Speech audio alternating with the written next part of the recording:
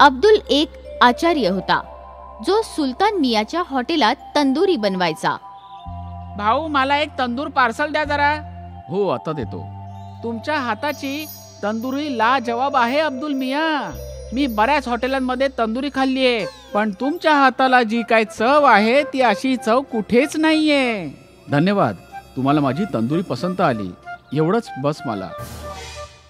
अब्दुल बरीच वर्ष याच हॉटेलात काम करायचा. सगळं ठीक होतं. मग एक दिवस सुलतान मियाचा मुलगा अफजलने हॉटेल सांभाळायला सुरुवात केली. भाई, तुमच्या हॉटेलच्या तंदुरी बद्दल काय बोलावं काय? हो हो हो हो, मला माहित आहे. बरेच ग्राहक अब्दुल मियाच्या तंदुरीची तारीफ करत असतात. हे ऐकून अब्दुल हसला. त्याला अफजलच्या डोक्यात चाललेल्या विचारांचा पत्ताच नव्हता. अफजलने विचार केलेला की तंदुरी काउंटर मोठा करायचा आणि अजून बरेच आचारी ठेवायचे. अब्दुल भाई, आता तुम्हाला सुद्धा दुसऱ्या आचारांना तुमच्यासारखी तंदुरी बनवायला शिकवावं लागेल. त्यांचं काय, मी तंदुरी काउंटर मोठा करणार आहे, म्हणजे जास्तीत जास्त ऑर्डर घेऊ शकू म्हणून. जी नक्की, मी सगळ्या आचार्यांना शिकवीन. हे ऐकून अफजल खुश होता. काही दिवसांनी तंदुरी काउंटर मोठा झाला. अजून 2 आचारी काउंटरवर आले, अल्ताफ आणि अरबाज. आता मला लक्ष देऊन बघा आणि शिका. जर माझ्यासारखी तंदुरी चांगली बनवाल तर ग्राहक तुमचीही तारीफ करतील. अब्दुल दोघांना चांगल्या पद्धतीने तंदुरी बनवायला शिकवू लागला. काही दिवसातच ते दोघंही अब्दुल सारखी तंदुरी बनवायला शिकले. आशा करतो की तुमचं हॉटेल आता दिवसेंदिवस जास्त प्रगती करत राहील. तुमची दुआ मानली जाऊ अब्दुल मिया. अब्दुलने चांगल्या मनाने त्या 2 आचार्यांना तंदुरी बनवायला शिकवलं. पण अफजल खूप बेरकी होता. त्याच्या डोक्यात फक्त पैसे कमवायचं भूत सवार होतं. त्यासाठी त्याने एका नवीन पोल्ट्रीवाल्याशी सौदा केला. हा पोल्ट्रीवाला अफजलला मेलेल्या कोंबड्या स्वस्तात विकत होता. यामुळे अफजलचा नफा वाढत होता. तंदुरी काउंटर मोठा झाल्याने ग्राहकही वाढले होते. सगळं ठीक ठाक चाललेलं. पण एक दिवस जेव्हा अब्दुल रात्री उशिरापर्यंत हॉटेलमध्ये होता तेव्हा हॉटेलचे मालक सुलतान तिथे आले. बेटा अफजल, कसं चाललंय हॉटेल? छान अब्बा. मी ऐकलंय की तू पोल्ट्रीवाला बदलला आहेस. हो अब्बा, हा नवीन पोल्ट्रीवाला आपल्याला कमी किमतीत कोंबड्या देतोय. अच्छा, पण ते कसं काय? कारण त्या कोंबड्या आधीच मेलेल्या आहेत. अरे देवा, ही काय गुस्ताखी करतोयस बाळा? हे चुकीचं आहे. असं पाप करू नकोस. जर आपली तंदुरी खाऊन कोणी आजारी पडलं तर देव आपल्याला अजिबात माफ नाही करणार बाळा. असं काही होणार नाही अब्बा. सगळे हॉटेलवाले हेच करतात. माझ्या सगळ्या मित्रांच्या हॉटेलात असंच असतं. आतापर्यंत कोणी आजारी पडलेलं नाही आणि पुढेही पडणार नाही. माझं काम होतं तुला समजावणं. पुढे तुझी मर्जी. आता हे हॉटेल तुझं आहे आणि तू याचा मालक आहेस. चांगला किंवा वाईट हा तुझा निर्णय आहे. ठीक आहे? सुलतान मिया तिथून निघून गेले. हे सगळं बोलणं अब्दुलने ऐकलेलं. काही वेळाने तोही आपल्या घराकडे निघून गेला. रात्री अब्दुल हेच प्रकरणाबद्दल विचार करत होता. मी अशा जागी काम करू शकत नाही जिथे लोकांच्या तब्येतीला वेशीवर टांगलं जातं. हे अगदी चुकीचं आहे. पण अफजल मिया माझं ऐकणार नाहीत. यातच भलं आहे की मी हे काम सोडून देईन. अब्दुलने ठरवलेलं की तो सुलतानच्या हॉटेलमध्ये आचार्याचं काम सोडून देणार. दुसऱ्या दिवशी तो हॉटेलात गेला. मी काल सर्व ऐकलेलं होतं. माझी सत्सद विवेक बुद्धी मला इथे काम करून देत नाहीये. मी या हॉटेलला सोडून जातोय. ठीक आहे, तुला काय वाटतं? तू गेल्याने माझं हॉटेल बंद होईल? अजिबात नाही. पण तुला कधी दुसऱ्या कोणत्याही हॉटेलमध्ये काम मिळणार नाही हे नक्की अब्दुल मिया. चालेल मला. मी बिनकामाचा राहीन, पण बेईमानीमध्ये भागीदार नाही होणार. अब्दुल हे बोलून तिथून निघून गेला. त्याने बऱ्याच हॉटेलात नोकरी शोधली, पण त्याला कुठेच नोकरी मिळाली नाही.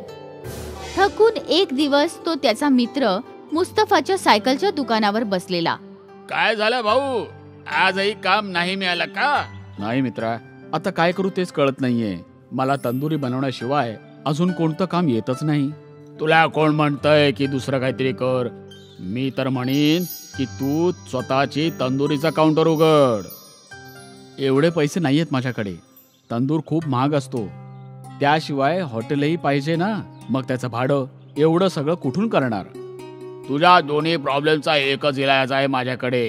थोडी वाट बघ. मुस्तफाने सायकलची 2 चाकं आणली आणि त्यात भोकं करून त्यातून एक सळई टाकली. ये तयार आहे. हे काय? समजावतो. मुस्तफाकडे एक हातगाडी होती. मुस्तफाने हातगाडीच्या वर पत्रा ठोकला आणि मग हा तंदूर त्या हातगाडीवर ठेवला. आता याच्या खाली जळणारे कोळसे ठेव आणि याला फिरवून फिरवून तंदुरी बनव. अरे वा, हे तर मस्त आहे. तुला कसं हे सुचलं?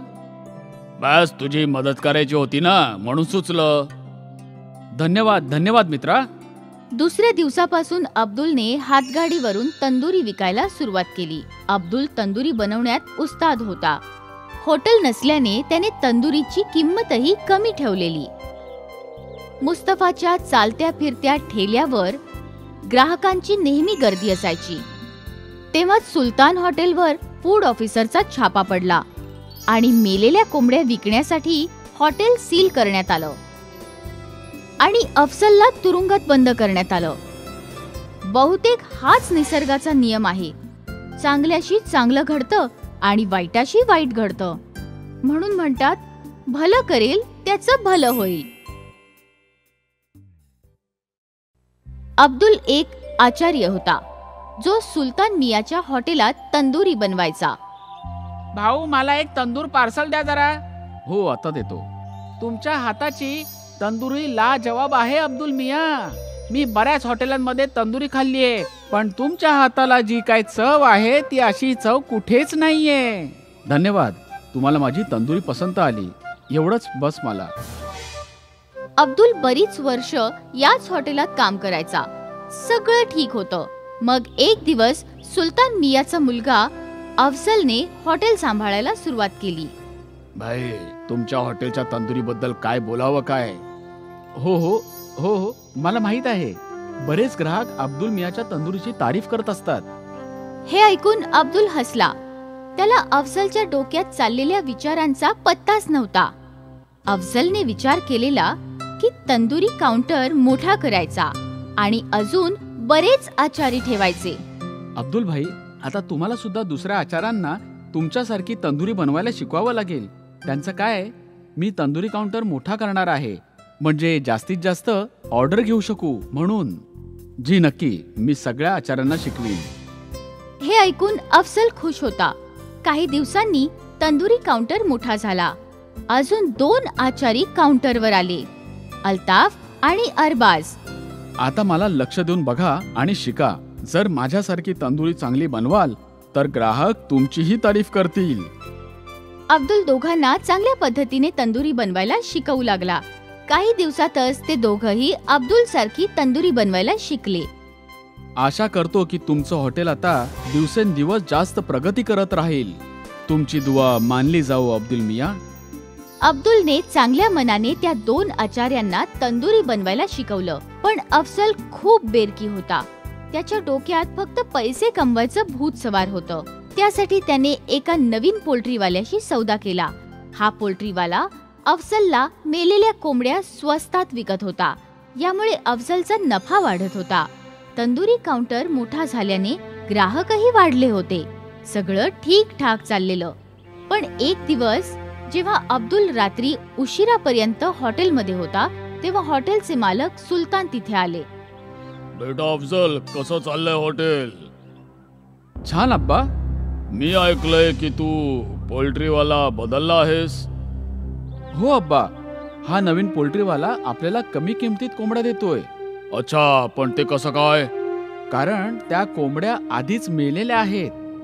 अरे देवा, ही काय गुस्ताखी करतोयस बाळा? हे चुकीचं आहे. असं पाप करू नकोस.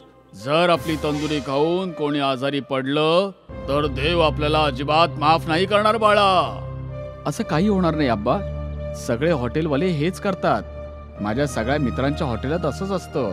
आतापर्यंत कोणी आजारी पडलेलं नाही आणि पुढेही पडणार नाही. माझं काम होतं तुला समजावणं. पुढे तुझी मर्जी. आता हे हॉटेल तुझं आहे आणि तू याचा मालक आहेस. चांगला किंवा वाईट हा तुझा निर्णय आहे. ठीक आहे? सुलतान मिया तिथून निघून गेले.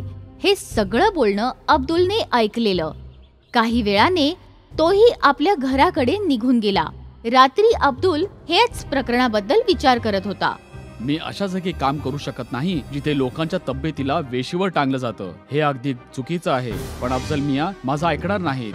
यातच भलं आहे की मी हे काम सोडून देईन. अब्दुलने ठरवलेलं की तो सुलतानच्या हॉटेलमध्ये आचार्याचं काम सोडून देणार. दुसऱ्या दिवशी तो हॉटेलात गेला. मी काल सर्व ऐकलेलं होतं. माझी सत्सद विवेकबुद्धी मला इथे काम करून देत नाहीये. मी या हॉटेलला सोडून जातोय. ठीक आहे, तुला काय वाटतं? तू गेल्याने माझं हॉटेल बंद होईल? अजिबात नाही. पण तुला कधी दुसऱ्या कोणत्याही हॉटेलमध्ये काम मिळणार नाही हे नक्की अब्दुल मिया. चालेल मला. मी बिनकामाचा राहीन, पण बेईमानीमध्ये भागीदार नाही होणार. अब्दुल हे बोलून तिथून निघून गेला. त्याने बऱ्याच हॉटेलात नोकरी शोधली, पण त्याला कुठेच नोकरी मिळाली नाही. थकून एक दिवस तो त्याचा मित्र मुस्तफाच्या सायकलच्या दुकानावर बसलेला. काय झालं भाऊ, आजही काम नाही मिळालं का? नाही मित्रा, आता काय करू तेच कळत नाहीये. मला तंदुरी बनवण्याशिवाय अजून कोणतं काम येतच नाही. तुला कोण म्हणतंय की दुसरं काहीतरी कर? मी तर म्हणीन की तू स्वतःची तंदुरीचा काउंटर उघड. एवढे पैसे नाहीयेत माझ्याकडे. तंदूर खूप महाग असतो. त्याशिवाय हॉटेलही पाहिजे ना. मग त्याचं भाडं, एवढं सगळं कुठून करणार? तुझ्या दोन्ही प्रॉब्लेमचा एकच इलाज आहे माझ्याकडे. थोडी वाट बघ. मुस्तफाने सायकलची 2 चाकं आणली आणि त्यात भोकं करून त्यातून एक सळई टाकली. ये तयार आहे. हे काय? समजावतो. मुस्तफाकडे एक हातगाडी होती. मुस्तफाने हातगाडीच्या वर पत्रा ठोकला आणि मग हा तंदूर त्या हातगाडीवर ठेवला. आता याच्या खाली जळणारे कोळसे ठेव आणि याला फिरवून फिरवून तंदुरी बनव. अरे वा, हे तर मस्त आहे. तुला कसं हे सुचलं? बस तुझी मदत करायची होती ना, म्हणून सुचलं. धन्यवाद धन्यवाद मित्रा. दुसऱ्या दिवसापासून अब्दुलने हातगाडीवरून तंदुरी विकायला सुरुवात केली. अब्दुल तंदुरी बनवण्यात उस्ताद होता. हॉटेल नसल्याने त्याने तंदुरीची किंमतही कमी ठेवलेली.